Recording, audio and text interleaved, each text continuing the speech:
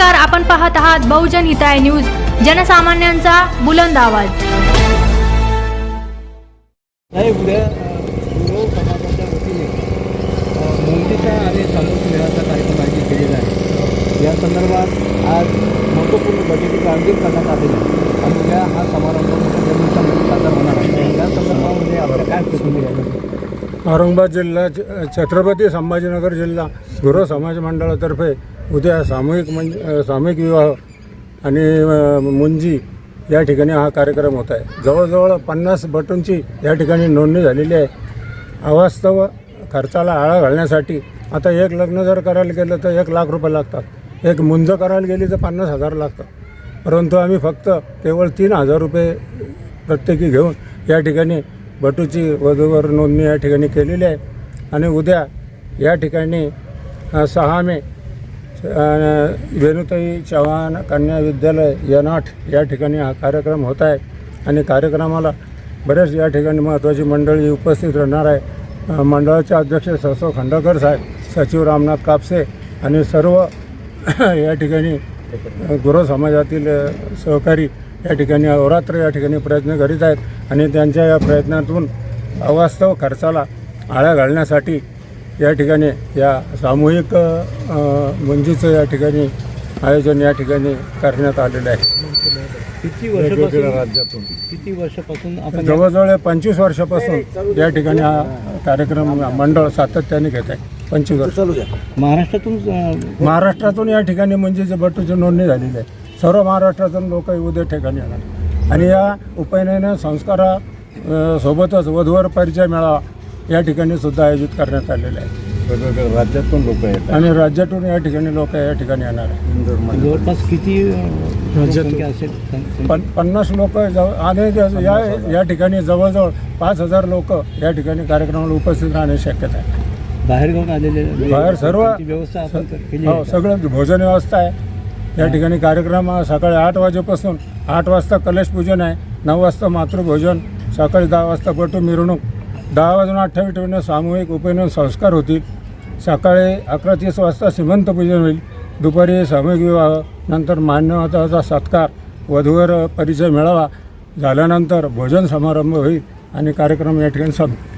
समाजाची संख्या ग्रामीण भागामध्ये फार अत्यल्प आहे। हा, अत्यंत सर्व लोक आता काय खेडे सोडून शहराकडे स्थलांतरित झालेले आहे, कारण तो ओबीसी समाज हा गावामध्ये आधी चालत होतं त्यांचं थोडंफार, परंतु आता उत्पन्न राहिलेलं नाही।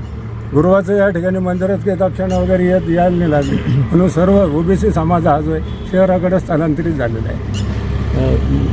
शिक्षणाचं प्रमाण आपल्याकडे कमी आहे? नाही, शिक्षण आता भरपूर चालू आहे। मुलींचं या ठिकाणी भरपूर शिक्षण आहे, मुलांचं भरपूर शिक्षण चालू आहे, त्याच्यामुळे समाज त्याच्यामध्ये काही मागं नाही।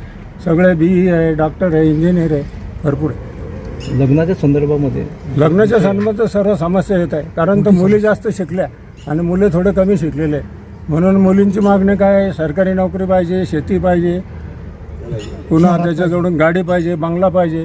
वय होत चालले मुलींची 35 तरी ते काय हवं म्हणत नाही।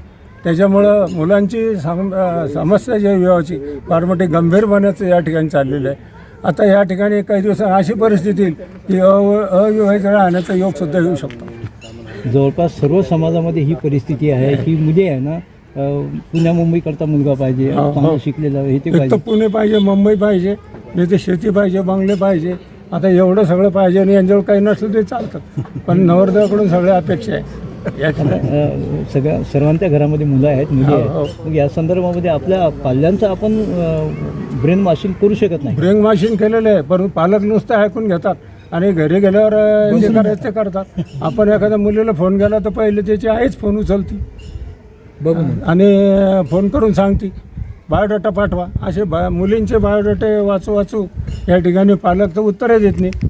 आता आधी सुरुवातीला असे होत होते की मुलींचे जे पालक आहेत विवाहासाठी यांची चपला घासत होत्या आणि आता उलटी परिस्थिती झाली की मुलाच्या बापाला फिरावं लागतंय, तरी ते मुली प्रतिसाद देत नाही आणि अविवाहित राहण्याचं या ठिकाणी प्रमाण या ठिकाणी वाढणार आहे हे मात्र नक्की। आपण समाज म्हणून आपली एक समाजाची संघटना आहे, आपण समाजाचं म्हणून काय ब्रेन वॉशिंग करतात, त्यांना काय समजून सांगता? आपण हळूहळू बरेच समजून सांगतो की तुम्ही या ठिकाणी थोडं ॲडजस्ट करा, तुम्ही ॲडजस्ट केलं तर या ठिकाणी लग्न होणार आहे। आणि नाही तर मग तुम्ही म्हणाल गाडी पाहिजे, शेती पाहिजे, सगळं जर तुम्हाला पाहिजे असेल तर अविवाहित राहण्याशिवाय दुसरा पर्याय नाही. आम्ही समाजाला या ठिकाणी उद्बोधन वर्ग घेतो आणि त्यांना सांगतो की मुलगा हा कमावता आहे, व्यवसाय आहे. सरकारी नोकरी तर काय आता प्रत्येकाला भेटतच नाही.